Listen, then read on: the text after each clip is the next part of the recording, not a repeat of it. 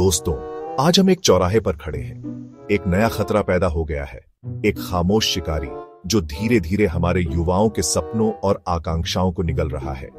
ये खतरा कोई विदेशी ताकत नहीं है, न ही कोई जानलेवा बीमारी। ये कहीं ज्यादा खतरनाक है, हमारी आंखों के सामने छिपा हुआ हार्मलेस एंटरटेनमेंट के रूप में फैंटेसी एप्स। ये एप्स अपने फ्लैशी एडवर्टाइजमेंट्स और इजी मनी के वादों के साथ हमारे देश पर जादू कर रहे हैं। ये हमारे युवाओं को लुभाते हैं, उन्हें एक डेंजरस गैम्बल, क्विक रिचेस के एक सेडक्टिव इल्यूजन का लालच देते हैं। लेकिन इस चकाचौंध के पीछे एक डार्क ट्रूथ छिपी है, एक ऐसा रास्ता जो प्रॉस्पेरिटी की ओर नहीं बल्कि एडिक्शन, डिस्पेयर और बर्बादी की ओर ले जाता है।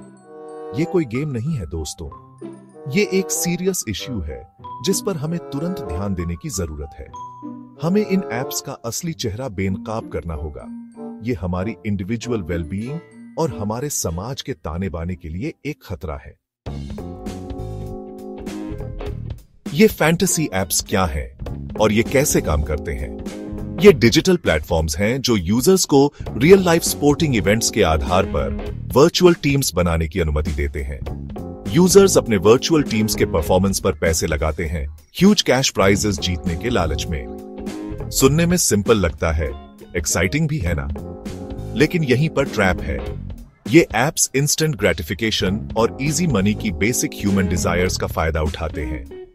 ये हमें सेलिब्रिटीज और सक्सेस स्टोरीज वाले एडवर्टाइजमेंट से बॉम्बार्ड करते हैं, एफर्टलेस वेल्थ का इल्यूजन क्रिएट करते हैं। ये ऐसा दिखाते हैं जैसे हर कोई जीत रहा है, मिलियनेयर बनना बस एक क्लिक दूर है। लेकिन ये रियलिटी से बहुत दूर है। सच तो ये है कि हर लकी विनर के पीछे काउंटलेस लोग हैं जो अपनी मेहनत की कमाई हार जाते हैं। ये एप्स एडिक्टिव होने के लिए डिजाइंड हैं, साइकोलॉजिकल ट्रिक्स और एल्गोरिथम्स का इस्तेमाल करते हैं जो यूजर्स को हुक्ड रखते हैं। ये इनोसेंट एंटरटेनमेंट को एक डेंजरस ऑब्सेशन में बदल देते हैं, फाइनेंशियल रिस्क और इमोशनल टर्मोइल के एक बॉटमलेस पिट में। इस महामारी के सबसे बड़े शिकार हमारे युवा हैं। यंग माइंड्स आसानी से प्रभावित होने वाले और जल्दी पैसा कमाने के लिए उत्सुक इन एप्स के जाल में फंस रहे हैं। जो हार्मलेस एंटरटेनमेंट के रूप में शुरू होता है वो जल्दी ही एक ऑब्सेशन में बदल जाता है। उनका टाइम, एनर्जी और रिसोर्सेज कंज्यूम कर लेता है। स्टूडेंट्स अपनी पढ़ाई कुर्बान कर रहे हैं, अपनी रिस्पॉन्सिबिलिटीज को निग्लेक्ट कर रहे हैं और वर्चुअल पॉइंट्स और वर्चुअल मनी की फ्लीटिंग होप के लिए अपने फ्यूचर को खतरे में डाल रहे हैं।